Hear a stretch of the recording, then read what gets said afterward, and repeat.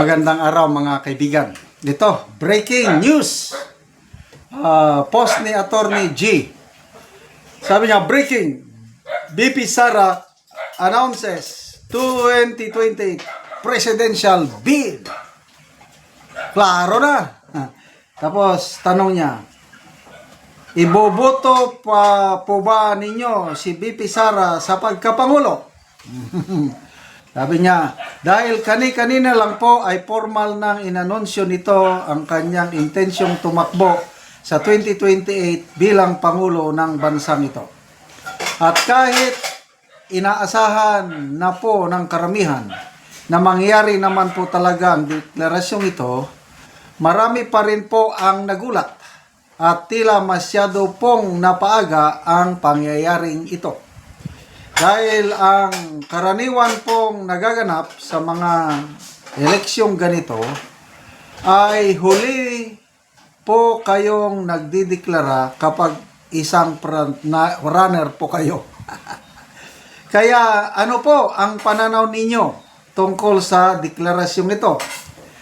Letter A, iboboto ko po si BP Sara sa pagkapangulo dahil siya po ang nararapat na umupo sa palasyo.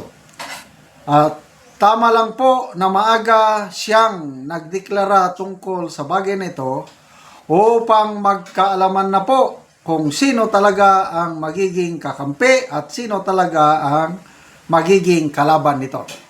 Letter B, hindi ko po iboboto si BP Sara sa pagkapangulo dahil hindi po siya nararapat umupo sa palasyo dahil po sa mga kontrobersyang kinakaharap nito. At kaya lang naman pong maagang nagdeklara ito ay upang ma-influensyahan nito ang mga mambabatas na boboto sa impeachment complaints na kinakaharap nito. Then letter C, undecided pa po ako sa bagay nito dahil napakalayo pa po ang eleksyon sa pagkapangulo.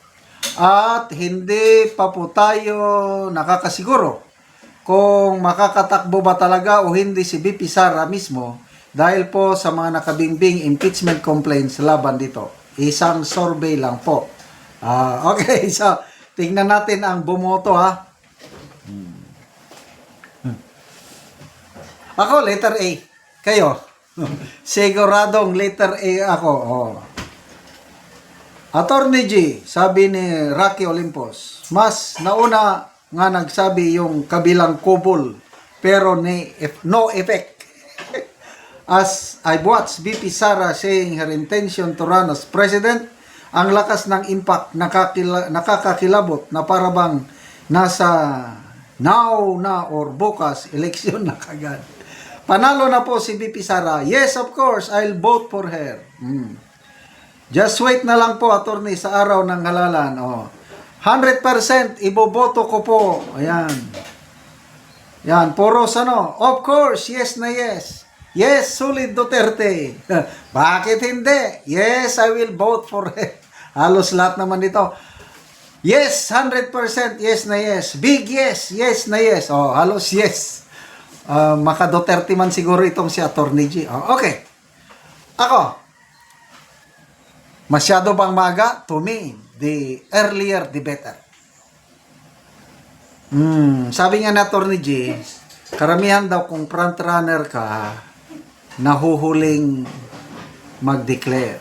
Kanya-kanya strategy yan eh. Tingnan nyo si Tatay Digong. Hindi naman siya front runner noon, kaya lang, patumpik-tumpik. wala, hindi pa siya. Nung filing of candidacy, wala talaga. Saka na lang siya nung substitution. Madiskarte talaga. To me, mabuti na lang na as early as now, nagdeklara. Kasi, alam ng lahat, siya yung frontrunner. Mensahe ito, opinion ko lang ito mensahe ito sa mga kongresista at sa mga senador. Para sabi niya, ako ang pinakamalakas na kandidato sa 2028. Alam niyo yan. Parang ako si BP Sara ba? Sino bang tatalo sa akin sa 2028. Sige nga, magsalita kayo. O ngayon, tatakbo na ako. Gusto nyo akong labanan? Labanin? O, sige. O, kayo mga kongresista, 1/3. Magkasubukan tayo. Sige, endorse nyo ang complaint. Impeachment. Go, go, go. Basta, I'm warning you. Tatakbo ako. At sa ngayon, wala pang makakatalo sa akin. So, this decision is yours. Ang galing. Ang galing kung sino man ang advisor, o political advisor ni BP Sara, kung meron man o siya lang kaya. Kasi nakatakda ng talakayin sa Kamara ang kanyang impeachment complaint.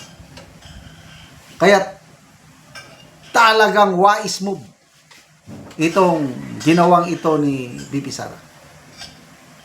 Grabe. So, manginginig na sila ngayon. So, sino yung mga klaro? Si Risa Hontiveros, klaro na. Although, hindi pa sigurado kung president ba siya or vice president. Basta, tatakbo siya sa 2028. Sino pa? Wala pa. Silang dalawa pa lang eh. John Vic, patumpik-tumpik. Hihintayin daw niya ang endorsement ni PBBM. Tapos sinupalpal siya ni Sis Drilon. What does that mean to you with his negative trust rating? Will it help you? Walang naisagot siya, no? It's a kiss of death, sabi nga nila eh. Negative ang trust, performance, rating, whatsoever. Tapos i-endorse ka. Ay, nako.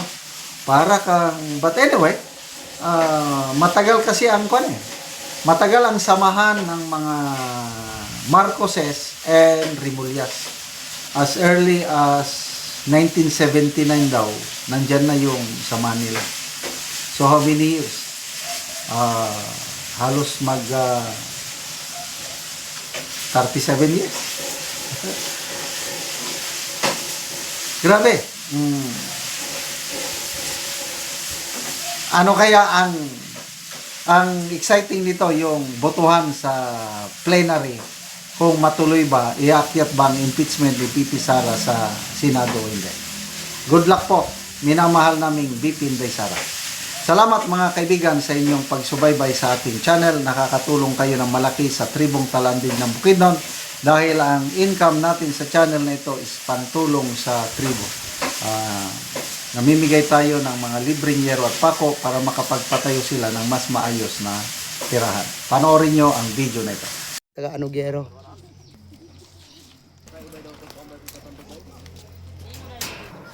So, muna ni ang iyang gipatindog nga balay.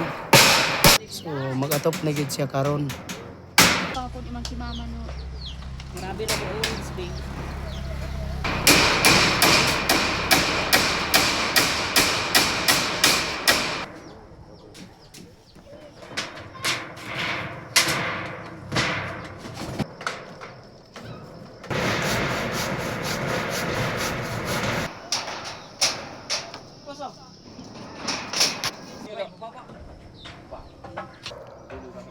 Kanda po nun.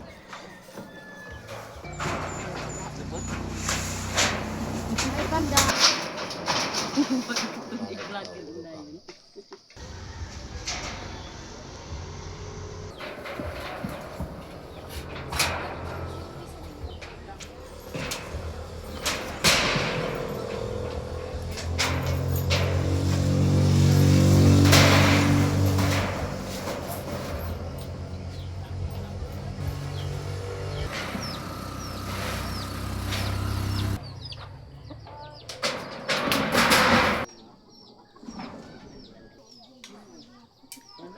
O karon human na gid sa pag-atop.